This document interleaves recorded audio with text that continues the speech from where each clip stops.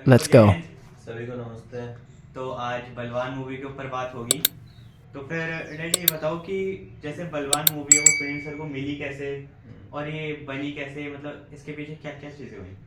दरअसल क्या है कि जब ये बलवान फिल्म इनको साइन हुई थी उससे पहले इनको एक और फौलाद और आरजू साइन हुई थी। लेकिन इनका ये पहले ही तय हो चुका था कि एक और फौलाद बनेगी ही नहीं। आरजू से इनका इंट्रोड्यूस होना था। आरजू कुछ फिल्म बनी, उसके बाद प्रहलाद नीलानी को फिल्म अच्छी नहीं लगी तो उन्होंने 12 रील के बाद उसे बंद कर दी।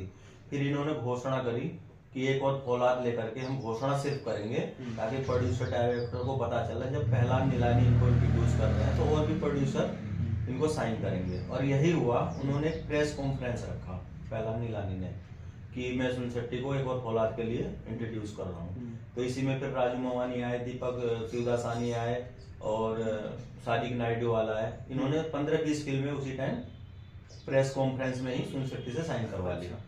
और तब जाकर के बलवान इनकी पहली फिल्म हुई जो कि रिलीज हुई। इससे पहले 2 फिल्में, एक और फौलाद और आरजू, सिर्फ एक प्लानिंग थी इनकी इंट्रोड्यूस करने की सुनील सर को।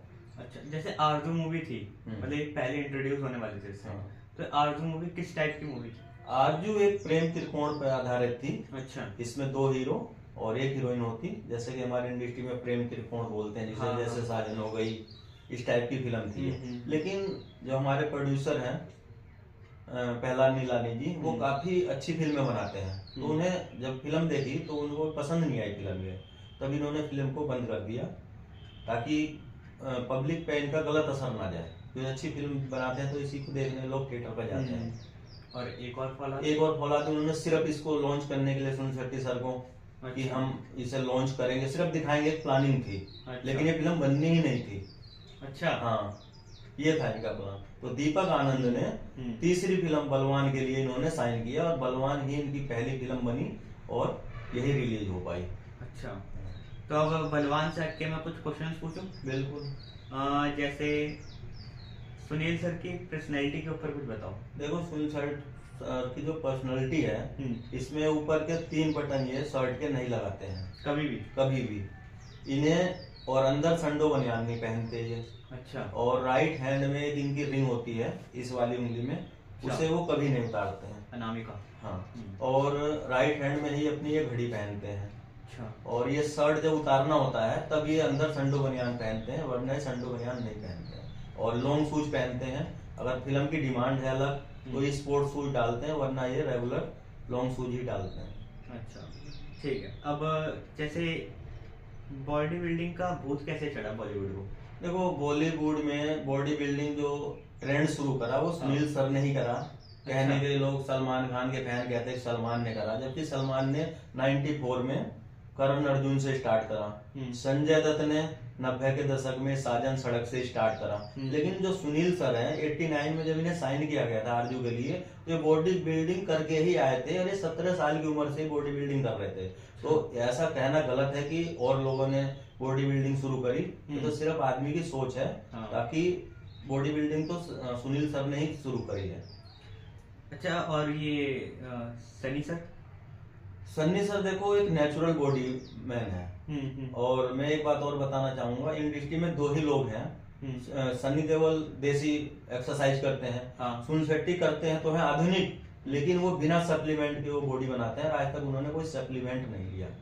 और ना ही कोई आज तक उन्होंने धूम्रपान किया। धूम्रपान के ऊपर हम फिर कभी बात करेंगे, उसकी बहुत लंबी स्टोरी है धूम्रपान की। हाँ, सुनील शेट्टी सर के साथ। अब जैसे एक बात आती है, जैसे सनी सर हैं और सुनील सर हैं, तो फिर अगर सुनील शेट्टी सर इतने बड़े वो हैं, है ना, तो इनको डाउन क्यों दिखाया जाता है सनी सर के। देखो, एक तो सुनील सर जो हैं सन्नी के जूनियर हैं और वो सन्नी देओल की बहुत इज्जत करते हैं। एक बार किसी ने कहा था कि सर आप सुनील शेट्टी सर आप सन्नी देओल की कॉपी करते हो, तो सुनील सर ने बिना हिचके कहा था कि मैं किसी एरे गहरे की एक्टिंग नहीं करता हूँ, मैं करता हूँ तो सन्नी देओल की कॉपी करता हूँ और इस बात से मुझे कोई शर्म नहीं है। तो ये उनका सम्मान करते हैं। और एक बार क्या हुआ था कि जब बलवान इनकी फिल्म रिलीज हुई तो जो भी फैन फॉलोइंग होती है, चाहे सनी देओल की हो या सुनील शेट्टी की जब भी बनी है, तो लोगों ने यही सोचा था, ऑडियंस ने, जब ये दोनों एक बार टकराएंगे तो फिर देखा जाएगा किसको डाउन दिखाया जाता है। और जबकि सनी देओल को आज तक कभी भी डाउन नहीं दिखाया गया, जैसे सनी देओल के साथ साथ धर्मेंद्र सर को भी कभी डाउन नहीं दिखाया गया किसी भी हीरो के साथ में। तो ये लोग कल्पना करते थे और ये कहानी पूरी करी राजकुमार कोहली ने कहर फिल्म में। कहर फिल्म में इन्होंने दोनों को आमने सामने रखा, सनी देओल को एक माफिया के रोल में और सुनील शेट्टी को एक पुलिस ऑफिसर के रोल में। तो इन दोनों का फाइट सीन होना था, किसी को ये नहीं पता है। और फाइट सीन में सनी देओल को हैवी दिखाना था, लेकिन सुनील सर ने कहा कि भाई मैं ब्लैक बेल्ट हूँ और मैं मानता हूँ कि मैं उनकी इज्जत करता हूँ, लेकिन मेरे को फैन को अच्छा नहीं लगेगा, या तो आप कंडीशन चेंज कर दो, सिचुएशन। तो उन्होंने कहा नहीं, ये फाइट सीन सनी देओल को ही दिखाया जाएगा। तो सुनील शेट्टी सर ने कहा कि ठीक है, ये ओरिजिनल फाइट सीन रख लेते हैं और जो भी ऊपर होगा उसको डाल दिया जाएगा। बस ये फाइट सीन शुरू हुआ, बस सनी देओल को राउंड पंच सुनील शेट्टी ने मार दिया। फिर वो एक नेचुरल ताकतवर आदमी है और ये ब्लैक बेल्ट है और वो भी किक बॉक्सिंग से ब्लैक बेल्ट है, तो सुनील शेट्टी हावी रहे उन पे। लेकिन राजकुमार कोहली ने कहा कि भाई ये सनी देओल की इमेज खराब हो जाएगी और इस फिल्म को हम नहीं डाल सकते, इस सूट को। तो सनी देओल ने कहा कि ठीक है, काम करते हैं, हम कंडीशन चेंज कर देते हैं और जब मैं तुम्हारे ऊपर हावी होऊंगा तो सबसे पहले मैं अंधेरे में उतरूंगा। जब ये जीप से आते हैं सुनील शेट्टी, तो सनी देओल आकर के एक पंच मार करके और तुरंत पिस्तौल निकाल के माथे पर टांग देते हैं, ताकि वो कुछ रिएक्शन ही ना पैदा कर सके सुनील शेट्टी। तो यहाँ सुनील शेट्टी को इस तरीके से डाउन दिखाया गया था। और बॉर्डर देखो, इनकी शुरुआती दौर की फिल्म थी तो सनी देओल उसमें मेन थे, तो इसमें तो कोई कंपटीशन था नहीं। लेकिन और फिल्म हुई जैसे कर्ज हुई, कर्ज में इनकी फाइट सीन था, तो सुनील शेट्टी ने कहा कि आइंदा मैं जो भी फिल्में करूंगा सन्नी सर के साथ, इज्जत उनकी मैं हमेशा करूंगा, लेकिन मैं उनसे डाउन जब दिखूंगा या तो मैं नेगेटिव रोल में रहूंगा या तो मैं उनके छोटे भाई का रोल करूंगा। अगर मैं दोनों का बराबरी का रोल कर रहा हूं तो मैं बिल्कुल डाउन नहीं दिखूंगा। और इसी के चलते इन्होंने एक माँ तुझे सलाम फिल्म साइन करी थी टीनू वर्मा की। तो उसमें एक सीन होना था जो सनी देओल सुनील शेट्टी की गर्दन पकड़ के बर्फ में रगड़ते हैं। तो सुनील शेट्टी ने कहा था कि भाई ये सीन तो मैं नहीं कर सकता, कि भाई एक मेरे सामने हीरो, चाहे वो जूनियर हो सीनियर हो कुछ भी हो, मेरी भी कुछ इमेज है, मैं भी ब्लैक बेल्ट हूँ, तो मेरी तो मुंडी नहीं रगड़ सकते हो। तो टीनू वर्मा ने सुनील शेट्टी सर को निकाल दिया था, सुनील शेट्टी ने खुद ही फिल्म छोड़ दी थी। तो इसकी जगह फिर अरबाज खान को लिया गया था, जैसे कि धड़कन में भी रिप्लेस किया गया था अरबाज खान को। लेकिन इस फिल्म के लिए अरबाज खान की बॉडी बनाई गई थी, जब वो सनी देओल के सामने उनका रोल दिखाया गया और उसमें वही सीन रखा गया जो इसमें रियल में रखना था। अच्छा, तो आज के लिए इतने रखें? नहीं, अभी 2 क्वेश्चन और कर सकते हैं। जैसे हम अब तो मेरे पास खत्म ही हो गए क्वेश्चन। खत्म हो गए? हाँ। चलो मैं एक बता देता हूँ। जैसे धूम्रपान के ऊपर ये बहुत से लोग नहीं जानते हैं कि सुनील शेट्टी सर अगर आप 100 करोड़ भी दोगे तो ये धूम्रपान की ऐड नहीं करेंगे। क्यों?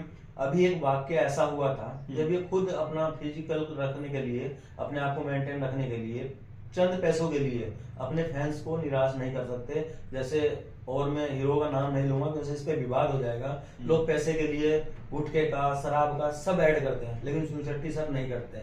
लेकिन इसका एक एग्जांपल सामने जब आया, जब ये ढाल फिल्म कर रहे थे विनोद खन्ना सर के साथ में, तो उसमें एक सीन था, तो दोनों दोस्त पार्टी करते हैं तो दारू पीते हैं उसमें, तो दिखाया गया है। तो उसमें समीर मालकन ने काम करा कि उसकी एड फिल्म बना करके उसको रिलीज कर दिया। सुनील सर को पता चला तो वो बहुत नाराज हुए कि भाई मैं ऐसी ऐड नहीं करता हूँ, ये फिल्म में रोल दिखाया गया है, काल्पनिक है, लेकिन आपने स्पेशली ऐसी एक ऐड बना दी जिससे मेरी छवि खराब हो रही है। तो उन्होंने उस पर मानहानि का दावा करा 25 करोड़ का और उन पे केस डाला। और उनकी अगली फिल्म जुआ कर रहे थे जिसमें जयकिशोर श्रॉफ, सुनील शेट्टी थे, वो अगली फिल्म उन्होंने जो जुआ करनी थी उसको उन्होंने छोड़ दिया। और अभी हाल ही में एक 40 करोड़ का ऑफर हुआ था इनको गुटखे के लिए, अभी तो सोशल मीडिया भी सबको पता है वो, तो सुनील शेट्टी ने उस ऑफर को भी ठुकरा दिया। अच्छा, ये है इनकी सच्चाई, तो वो रियल में ही हीरो है। अच्छा, तो आज के लिए इतना रखें? बिल्कुल। अब अगला पॉडकास्ट किसके ऊपर होगा? अगला पार्ट जैसा भी देख लेंगे, जो अच्छी फिल्म हो। बाकी आप लोग भी कमेंट में बता दीजिएगा किस फिल्म पे करना है ना। हाँ, सुनील सर की या फिर किसी भी हीरो की हो, 90s, 60s, 70s, 80s। जय हिंद, जय भारत। सभी को नमस्कार।